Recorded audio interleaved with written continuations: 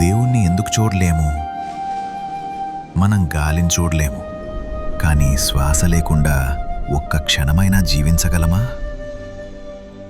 అలాగే దేవుణ్ణి ఎందుకు చూడలేమో తెలుసా? దేవుడు కనిపించకపోవడం ఆయన లేనందుకు కాదు, ఆయన అన్నింటిలోనూ నిండి ఉన్నందుకు.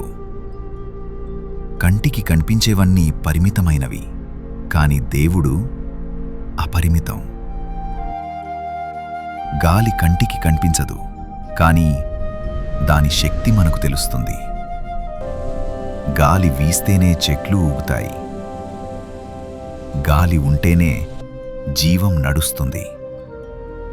దేవుడు అంతే.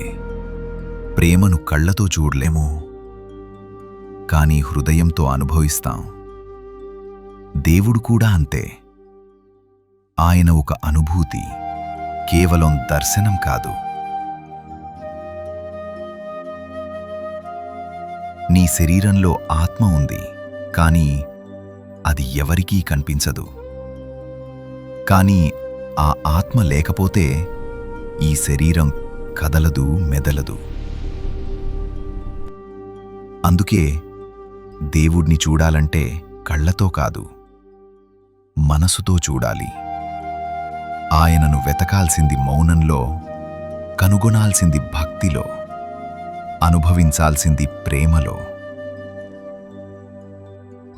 మరి ఒక్కసారి ఆలోచించు, నువ్వు దేవుణ్ణి ఇంకా ఎక్కడో వెతుకుతున్నావా, లేక నీలోనే అనుభవిస్తున్నావా? మరి ఒక్కసారి ఆలోచించు,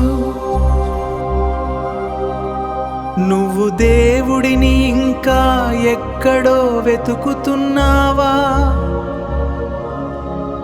లేక నీలోనే అనుభవిస్తున్నావా?